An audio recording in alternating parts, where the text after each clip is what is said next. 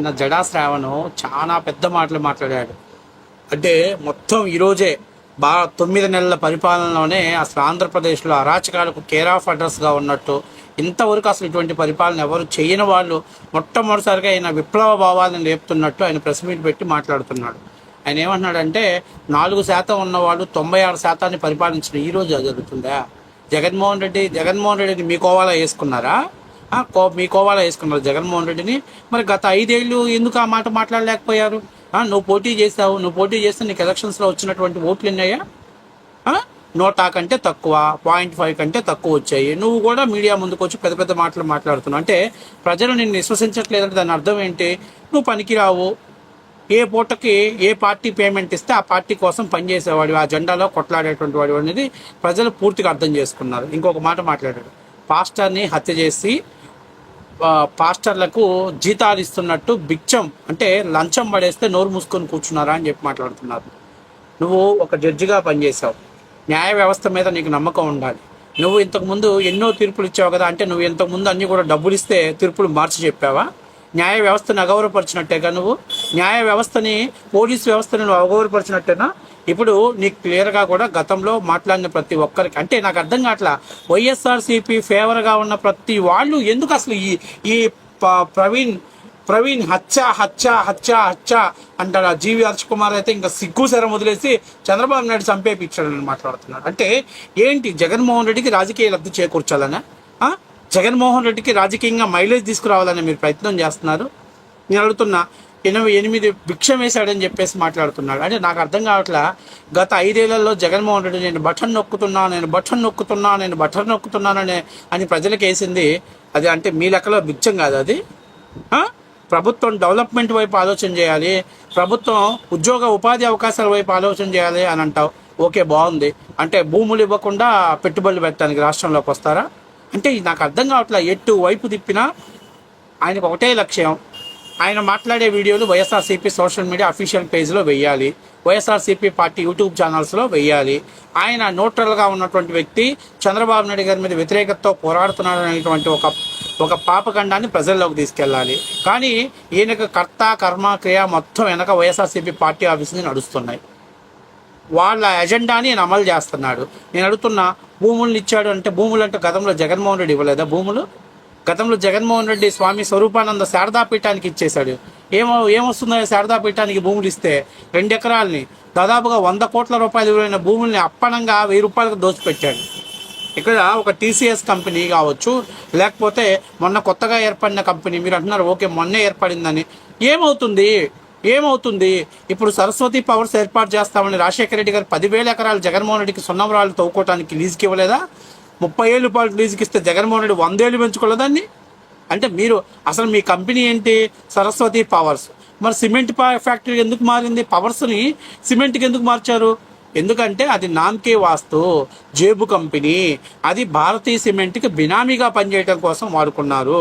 ఇన్ని రకమైనటువంటి స్కాములు అసలు భారతదేశంలో ఏ రాజకీయ నాయకుడు చేయనటువంటి స్కాములు జగన్మోహన్ రెడ్డి చేస్తే, జగన్మోహన్ రెడ్డిని వదిలేసి ఈరోజు రాష్ట్రంలో ఒక టీసీఎస్ కంపెనీకో లేకపోతే ఇంకొక కంపెనీకో ప్రభుత్వ భూములు అలొకేట్ చేస్తే కిడ్ ఫ్లోక్ తెరపి చెప్పారు, కోట్ల రూపాయల డబ్బులు దండుకుంటున్నారు. అంటే నాకు అర్థం కావట్లా, జగన్మోహన్ రెడ్డి పరిపాలన చూసినాక ఇంకా ఆంధ్రప్రదేశ్లో ఎవరైనా పరిపాలన పెట్టుబడి పెట్టడానికి వస్తాడా?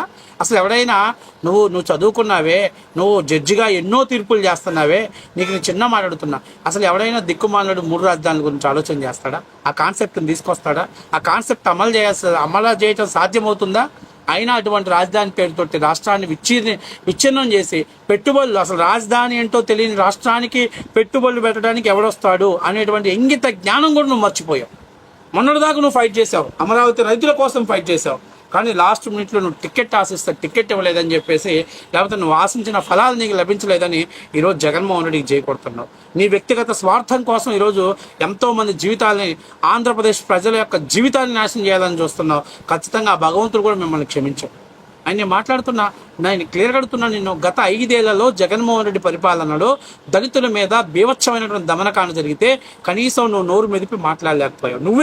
నువ్వు కొన్ని సందర్భాలలో మాట్లాడావు, ప్రశ్నించావు, కానీ కొన్ని సందర్భాల్లో దాన్ని పూర్తి స్థాయిలో కూడా పోరాటం చేయలేక దళితులకు ప్రొటెక్ట్ చేయలేకపోయినటువంటి వాస్తవం కాదా? డాక్టర్ సుధాకర్ని చేతులు ఇరగదీసి వెనక్కి కట్టేసి ఆయన ఒక తీవ్రవాది కంటే దారుణంగా ట్రీట్ చేసి ఆయన మానసికంగా హింసిస్తే ఆయన చనిపోవటానికి ప్రభుత్వం కారణం కాదా? డాక్టర్ అనితారాయ్ గారిని, జడ్జి రామకృష్ణని, వీళ్ళందరూ ఎవరు దళితులు కాదా?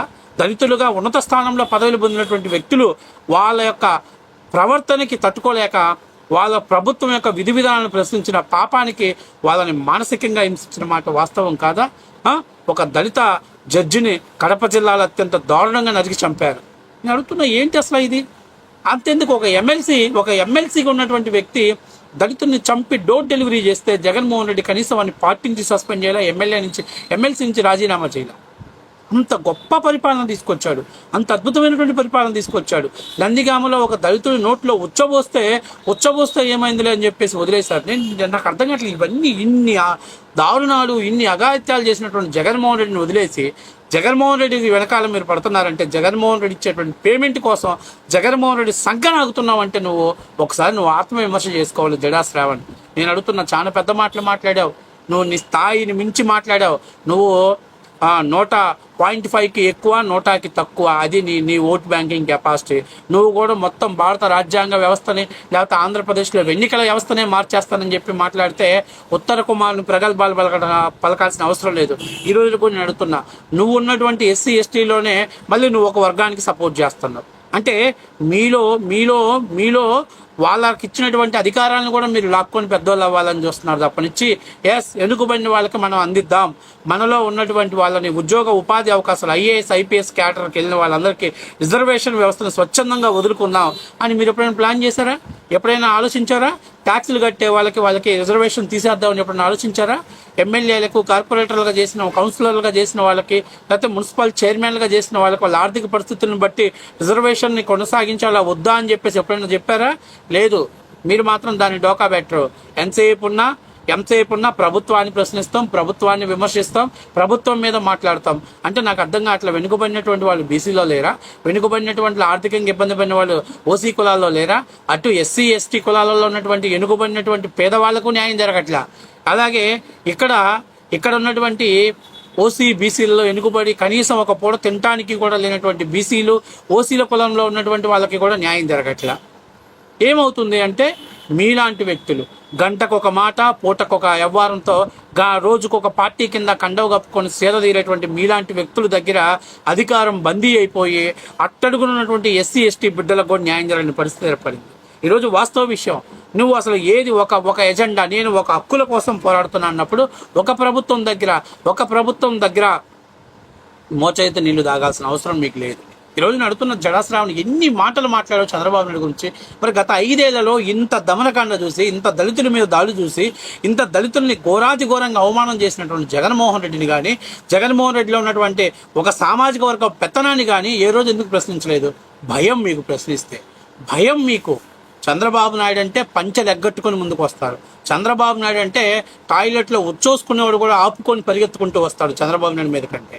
ఎందుకంటే ఆయన ప్రజాస్వామ్యబద్ధంగా వెళ్తాడు, ప్రజలే నిర్ణయం తీసుకుంటాడు. ఈరోజు నేను మాట్లాడుతాను, చంద్రబాబు నాయుడు గారు వాళ్ళ ఇంటికి ఏమైనా ఇచ్చాడా 21 ఎకరం? లేకపోతే ఏమన్నా అక్రమంగా గోళ్ళ అడ్డం పెట్టి రుషికొండ మీద కట్టినటువంటి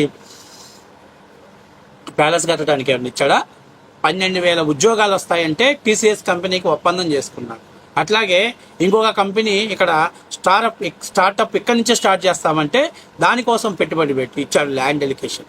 ఈరోజు ఉపాధి అవకాశాలను మెరుగుపరచడం కోసం ఇచ్చాడు. నువ్వు అంటున్న ఆ రోజు విశాఖ ఉక్కుని ప్రైవేటీకరణం చేస్తాననేటువంటి సాహసం చేసిన జగన్ ప్రభుత్వంలో, కానీ దాన్ని అడ్డుకున్నది తెలుగుదేశం పార్టీ. ఈరోజు దానికి పునరుద్ధరణ ప్యాకేజీ కోసం పోరాడుతున్న తెలుగుదేశం పార్టీ. ఒత్తులో ఉన్న ఈరోజు రాష్ట్ర ప్రజలు నిర్ణయం తీసుకోవాలి. చంద్రబాబు నాయుడు అనేటువంటి వ్యక్తి ఇంకొక 5 ఏళ్ళు చంద్రబాబు నాయుడు గారి సేవలు మనం వినియోగించుకోలేకపోతే ఈ రాష్ట్రంలో దిశ నిర్దేశం లేనటువంటి పరిస్థితి ఏర్పడుతుంది. నేను అడుగుతున్నా, ఏంటి జగన్మోహన్ రెడ్డి వస్తే బాగుపడతాం, జగన్ ఏంటి బటన్లు నొక్కుతాడు, పక్క నుంచి డబ్బులు లాక్కుంటున్నాడు, ఏం జరగట్లేదా? వాస్తవం కాదా? ఈ రోజుకి కూడా ప్రజల మీద కొన్ని మోయలేని భారాల్ని సర్దుబాటు చేయాల్సిన పరిస్థితి ఏర్పడిందంటే గత 5 ఏళ్ళు విధ్వంసం తాలూకా పాలనా విధానాలే కారణం. జగన్ గత 5 ఏళ్ళు పప్పులు బెల్లాలాగా పంచిపెట్టాడు. ప్రజలకు సంక్షేమం పేరుతోటి డబ్బులు వేస్తూ మరొక వైపు నుంచి డబ్బులు లాక్కుంటూనే ఆ డబ్బులన్నీ కూడా జే ట్యాక్సుల రూపంలో, బినామీ కంపెనీల, హవాలా కంపెనీల రూపంలో ఆయన భోషానానికి చేర్చుకున్నాడు. రాష్ట్రంలో గంజాయిని, స్మగ్లింగ్ని కేర్ ఆఫ్ అడ్రస్గా మార్చుకున్నాడు. లా అండ్ ఆర్డర్ని జగన్మోహన్ రెడ్డి దొడ్డిలో కట్టేసుకొని తన ఇష్టాసారంగా వ్యవహరించాడు. ప్రశ్నించిన ప్రతి వాడి మీద దాడి చేయించాడు. వాడు ఎమ్మెల్యే కావచ్చు, లేకపోతే మాజీ మంత్రి కావచ్చు, చివరికి మాజీ ముఖ్యమంత్రి మీద కూడా దాడి చేసే స్థాయికి వెళ్ళాడు.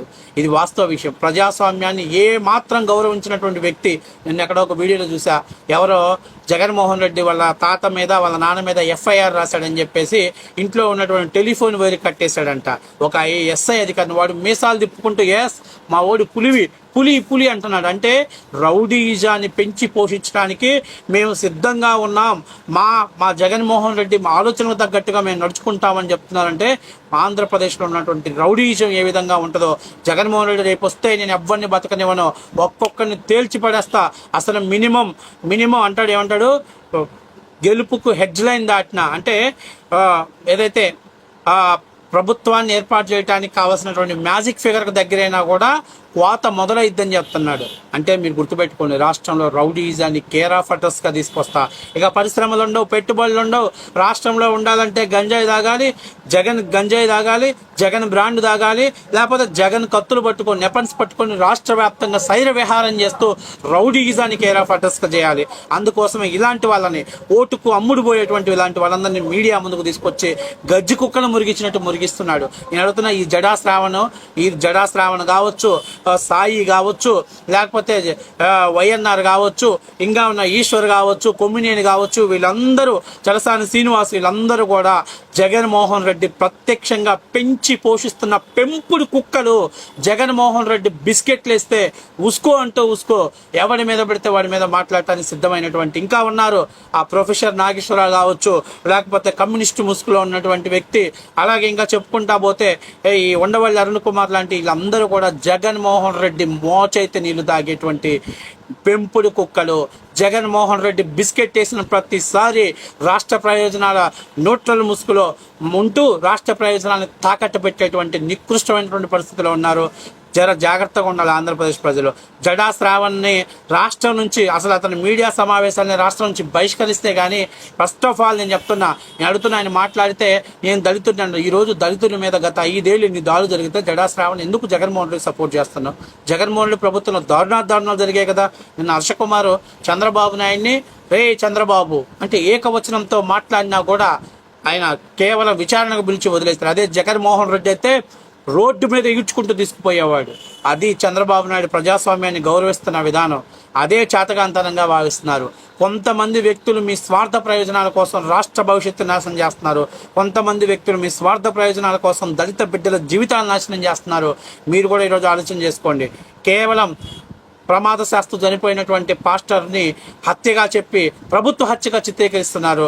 కానీ ప్రభుత్వమే పగబట్టి మానసికంగా హింసించి ఏదించి ఆత్మహత్య చేసుకో బలన్మరణానికి గురైనంత స్థాయిలో మానసిక క్షోభకు గురి చేసినటువంటి డాక్టర్ సుధాకర్ని మాత్రం మీరు వదిలేసి ఎస్కేప్ చేశారంటే ఈరోజు ఎంతమంది జగన్ మోచైతే నీళ్లు తాగేటువంటి దాని జడాశ్రావం లాంటి ఊర కుక్కలు ఊరికి ఒకడు తయారయ్యాడో ఒకసారి మీరు అర్థం చేసుకోవాలి. ఈరోజు నేనట్లా ఈ రాష్ట్ర భవిష్యత్తును దృష్టిలో పెట్టుకొని మీరు ఆలోచించుకోవాలి. మరి సుధాకర్ని ఎందుకు ప్రశ్నించి, సుధాకర్కి అన్యాయం జరిగినప్పుడు ఎందుకు అండగా నిలబడలా? అట్లాగే దళితుల విషయంలో ఎక్కడ దాడులు జరిగిన ఎందుకు అండగా నిలబడలా? కేవలం ఈరోజు చంద్రబాబు నాయుడు గారు అసలు సంబంధం లేని దాన్ని చంద్రబాబు నాయుడికి రుద్దాలని, ఆ ప్రభుత్వానికి రుద్దాలని, రాజకీయంగా లబ్ధి పొందాలని శవ రాజకీయం చేస్తున్న దాంట్లో ఈ జడా శ్రావణ్ కూడా కీలక పాత్ర పోషిస్తున్నాడు. ఇంకా అందుకే ఈ జడా శ్రావణ్ అరకోటి శ్రావణకు నేను చెప్పేది ఒకటే, నువ్వు ఇలాంటి ప్రెస్ మీట్లో ఒక 100 పెట్టినా చంద్రబాబు నాయుడు గారి కూటమి ప్రభుత్వం ఏంటో కూడా బీకలేవద్దు, గుర్తుపెట్టు.